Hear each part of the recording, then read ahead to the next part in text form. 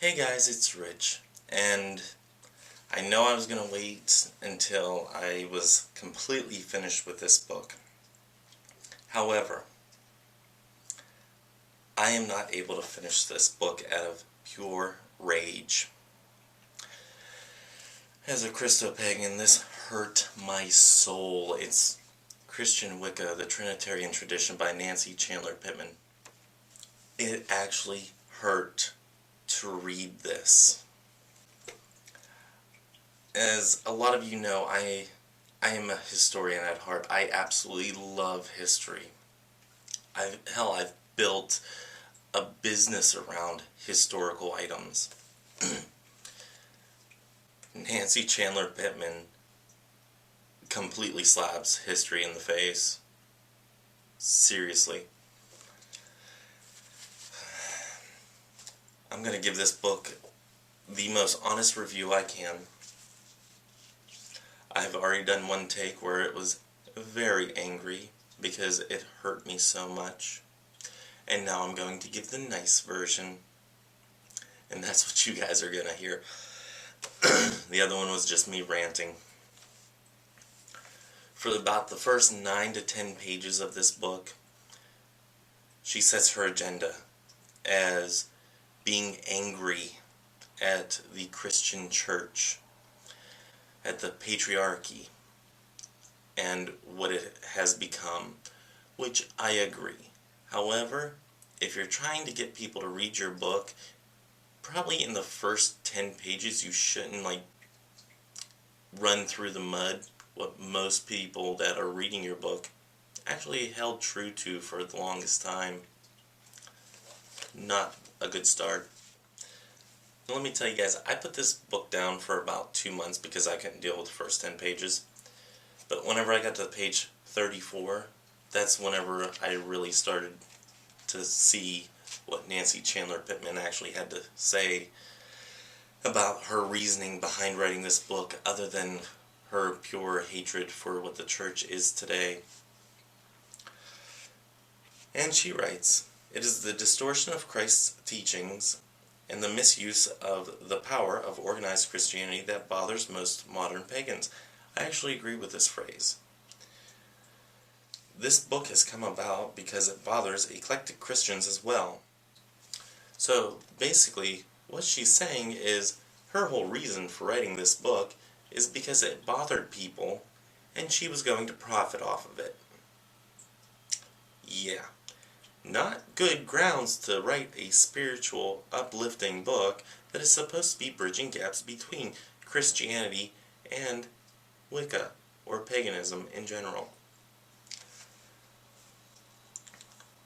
Moving on, on page 35, she talks about the Roman Catholic Church converting pagans, and says their tactic for converting paganism into Christianity was to take the rituals of pagans into masses. I agree with this. Make each set of pagan deities into saints.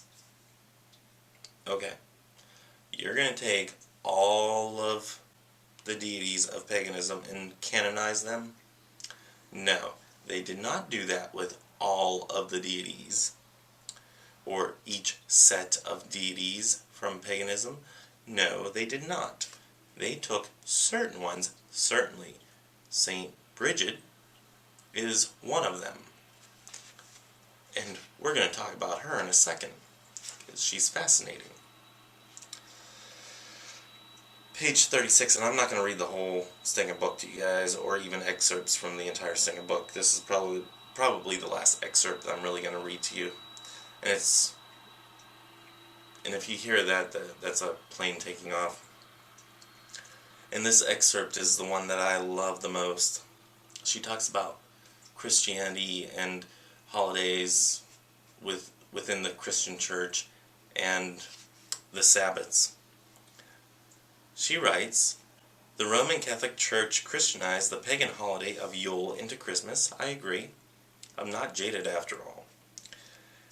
As it is the time for all young gods to be born according to thousands of years of pagan traditions. I'll accept that. Mabon is Thanksgiving." Really? Thanksgiving is an American holiday.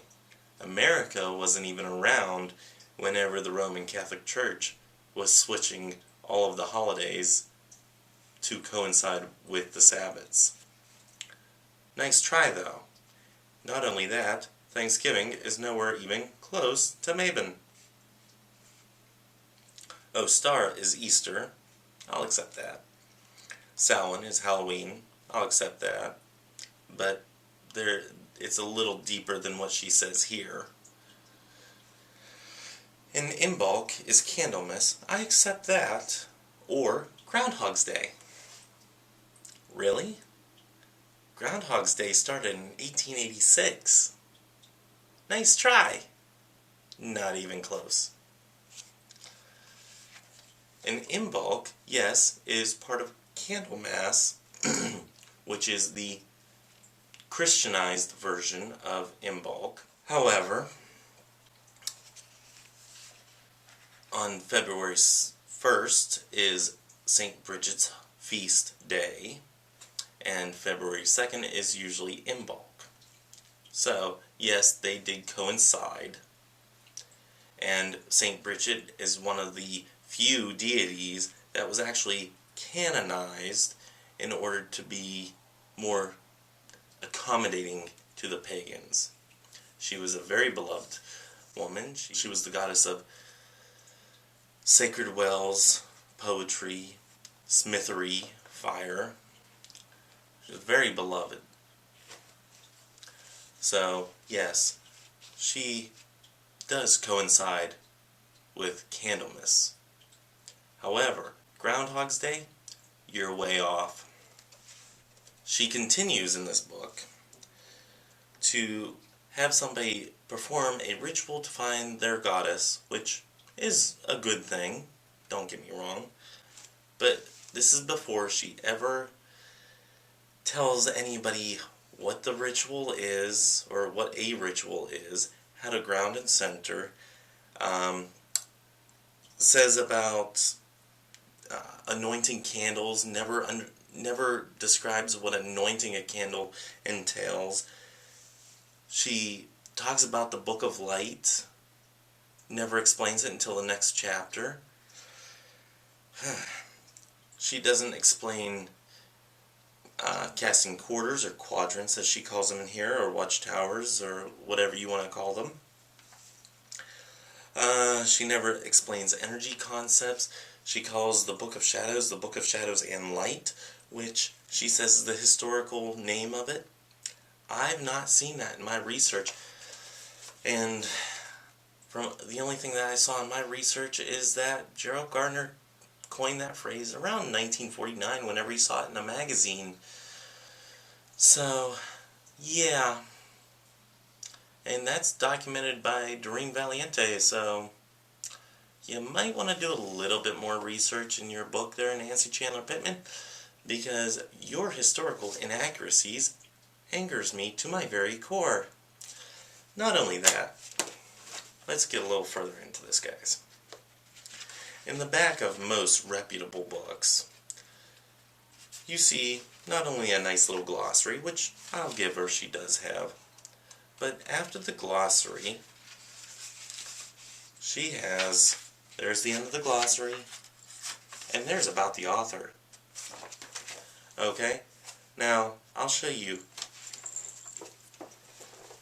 Joyce and River, Higginbotham, which I'm still working through. I only got to about chapter 4, and I'm going to need to reread the first 4 chapters because it was so in-depth and well thought out, that at the end of their book actually has a bibliography of 1, 2, 3, 4, almost 5 whole pages of where they got all of their information by doing the hard work and research that it takes to have a reputable source. For anyone going into Christo-Paganism or Christian Wicca, do not waste your money on this dribble. I have been practicing for about 6 years. I started out calling myself a Christian Wiccan, And let me tell you, I really did not need this book. I bought it because I had been waiting for it, and I really wanted to see what she had to say, and I was thoroughly disappointed whenever I got this book. On a scale from 1 to 5 stars, I'd give this about a -5. It is the most disappointing metaphysical book I have ever read, or New Age book, or whatever you want to classify this as. It is more worthy of being called fiction in the way that it's written in the historical context. It is a mishmash of information jumbled together and not even well thought out. I will say this: if she took the time to do her research, cite her sources, and even in the almost 100 pages worth of ritual, not made them so stinking wordy. I mean, who speaks like this? Seriously?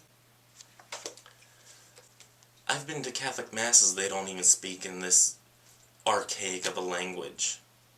You're trying to overdo it with this type of book. Keep your rituals simple, explain what the heck they are and why you do them. Explain your sources and where you find your information. Don't just jumble things together. Think of the fluidity. Think of the way people are needing to learn whenever they're just coming to a path such as Christian Wicca. Somebody who may never have seen or heard of Wicca and coming to it for the first time. And one thing I really noticed in here that I really had a problem with, she talks about taking a ritual bath and putting oils into the bath. And one problem that I have with that is she never tells you to research your stinking oils. Let me tell you something. And this is something that I really have a problem with. Do not just take oils and throw them into a bath and go bathing in them. Know what the heck is touching your body, because it could have either an allergic reaction or it could fucking kill you. That is something that somebody writing a book for people coming to Christian Wicca should at least say, even in a small little blurb, or actually big bold letters. I really have a problem with that, especially since oils can travel so much quicker through your body and can kill you a hell of a lot faster. So, research your stuff better, Nancy Chandler Pittman, or stick to fiction. So, everybody else, I hope you found this book review helpful. Like I said, I would go with Christo-Paganism by Joyce and River Higginbotham. Just by reading the little bit that I have, and let me tell you, I haven't even made it halfway through that book yet, and I'm needing to go back and reread and take notes because they are that thorough. Go get that book and question everything that you do. Research for yourself, because obviously Nancy Chandler Pittman is not going to do it for you. Research what Wiccans believe. Research what Christianity believes. Research the Gnostic Gospels for yourself. Research Kabbalah for yourself. After seeing her historical inaccuracies so loosely put in there, I don't believe anything that she said about Kabbalah or the Gnostic Gospels. She clearly does not have the capability of educating anybody in any manner that is respectful to anybody out there actually seeking knowledge. I hope you found this helpful. Please, and I'm not gaining anything by telling you not to go get this book. It seriously angered my soul to even read some of the dribble that was in that book. Trust me, I'm gaining nothing from you going out and not buying it, or from buying it. I don't gain anything either way. I'd rather not see you guys spend your money, $16, on that book. whenever you can actually get something a heck of a lot more thought out than that book down there. One that actually cites their sources and is pretty credible in the pagan community. So they actually give Christianity and paganism a good shot from what I've read so far. So this is actually the book I suggest reading rather than that one down there.